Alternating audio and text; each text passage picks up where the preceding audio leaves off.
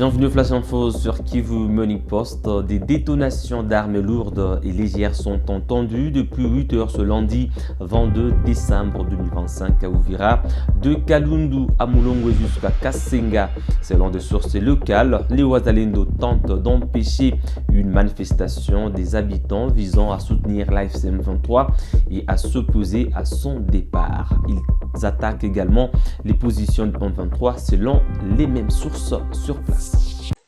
Masasi iko nalia grave, mapikm iko nalia grave, kupata kwa marshe leo ya soutien ya mouvement. Sasa kasikia maujojeo wazalendo wanatuma maujojeo, Masasi iko nalia grave, kambo yote Kalundu, Kasenga, Mulongwe, Nyamianda, Kimanga, fasi hivi ziko nalia grave sai grave.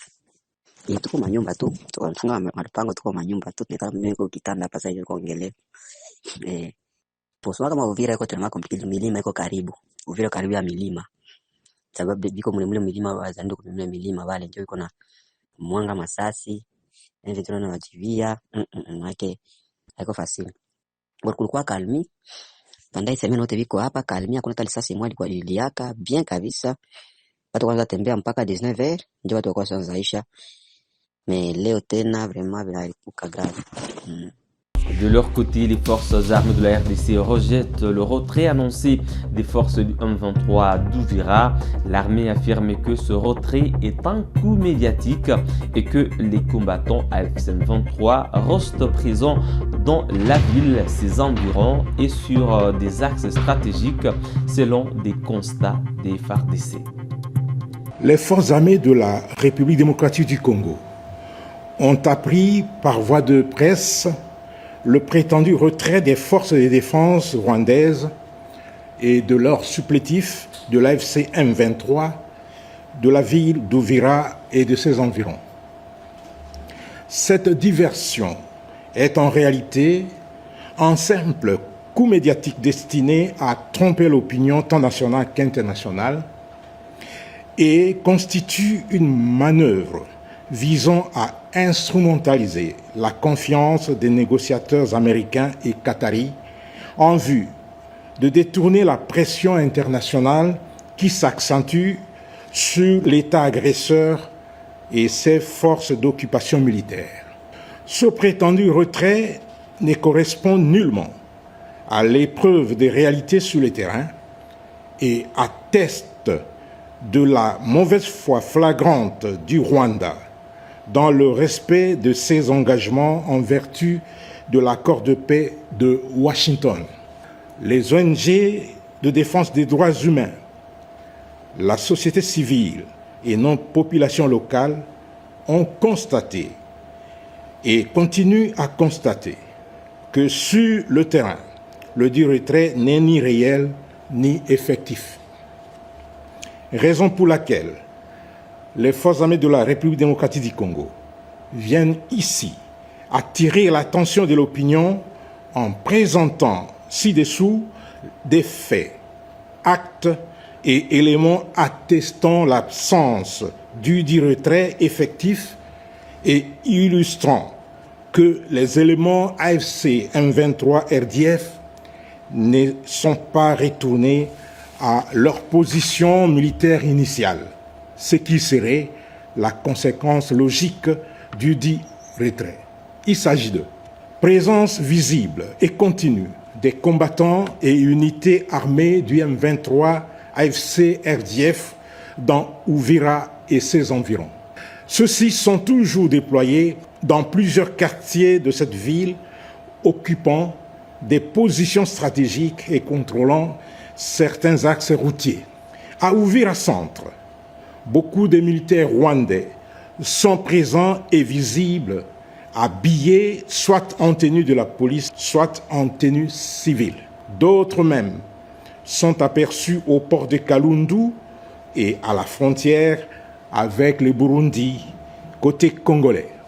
Maintien des barrières et postes de contrôle érigés par ces groupes armés toujours opérationnels, entravant la libre circulation des personnes et des biens dans Uvira et ses environs. absence de relève par les forces régulières, c'est-à-dire les forces armées de la République démocratique du Congo. Aucune prise en charge effective des positions par les forces armées de la République démocratique du Congo ou par les forces de sécurité locales n'a été observée. Le ministre national des Infrastructures et Travaux publics, John Banda, a salué les efforts du gouvernement provincial du Nord Kivu basé à Béni et confirmé l'engagement du gouvernement central pour la reconstruction. En mission à Béni, il a constaté l'avancement de plusieurs projets d'infrastructures, dont l'extension de la piste de l'aéroport de Mavivi à Béni et des travaux en cours à Butembo. Je confirme qu'il s'agit effectivement d'un engagement clair, concret pour le gouvernement central de doter la province, la grande province du Nord Kivu et spécialement ici à Béni, un aéroport international. Le président de la République, son Excellence Félix Antoine Tshisekedi Tshilombo, qui s'est engagé à donner aux compatriotes les meilleures infrastructures possibles et une fois de plus en train de réaliser ce qu'il pense pour son pays. Et ici, pour le Nord Kivu, c'est un signe palpable que la République démocratique du Congo, le gouvernement central, tous sommes solidaires avec le peuple vaillant du Nord Kivu. Et ici, c'est non seulement un engagement, je viens de lancer officiellement les travaux pour que l'année prochaine, à la fin de l'année prochaine, nous ayons un aéroport international ici à Béni. C'est un engagement formel. D'abord, c'est une résolution de la dernière conférence des gouverneurs tenue à Kolwezi. Un engagement pris par la nation devant le chef de l'État et le chef de l'État réalise ça. Il réalise, il y a eu des études et les travaux sont en train d'être faits et les travaux sont en train d'être conduits de la meilleure des façons. Mais nous allons accélérer ces travaux parce que nous allons mettre une fois de plus les moyens qu'il faut pour que la population du Nord Kivu, la population de Béni, bénéficie de cet aéroport moderne.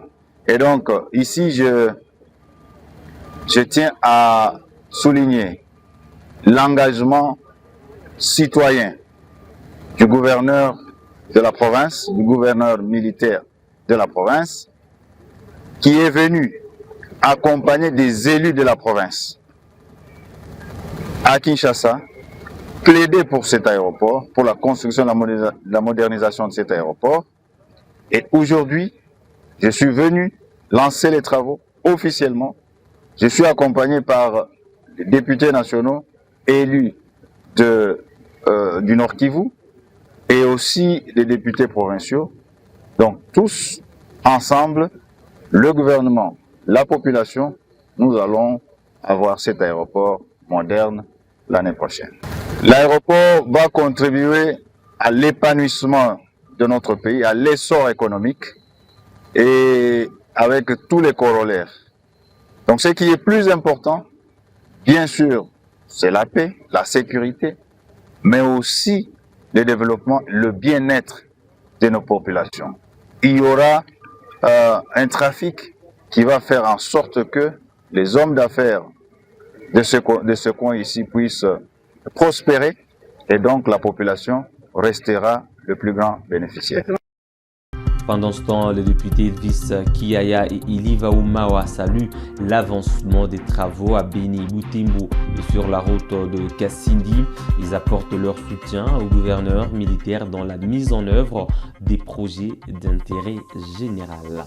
La vie du ministre nous réconforte parce que c'était notre souhait, parce que tout ce qui est en train de se passer à notre province et à la ville de Béni, il y a la population qui ne comprenait pas ce qui s'est passé. On voit seulement les réseaux sociaux et les gens se chamaillaient, tout ne voyaient pas ce qui est en train de se faire sur le terrain. C'est pourquoi nous avons dit qu'il fallait que nous soyons là avec le ministre pour voir l'effectivité des travaux qui est en train d'être effectué au nom du président de la République, président Félix Antoine Tshisekedi Tshilombo. Nous remercions grandement l'effectivité des travaux. Nous sommes l'émanation du peuple et nous voulons dire qu'il y a beaucoup de difficultés parce que moi-même j'étais du domaine. Je peux seulement dire à la population que nous devons accompagner les œuvres de notre gouverneur Somo qui est en train de se battre vraiment à 1000 morceaux et avec qui on coopère très bien et on collabore pour que l'histoire se fasse comme ça. Si on ne collaborait pas, on ne devait pas être là. Vraiment, nous l'accompagnons et nous les félicitons. Nous l'avons déjà fait et nous le faisons encore, nous réitérons cela parce que c'est un homme de terrain et c'est un homme qui ne laisse jamais les choses passer comme anonymement. Donc aujourd'hui, nous encourageons le gouverneur Somo et les entreprises qui sont là, SSV et les autres. Vraiment, nous les disons au coup de chapeau, nous allons aller pousser le gouvernement central afin qu'il paie certaines factures qui restent. Ce que le gouverneur est en train de faire, c'est impressionnant.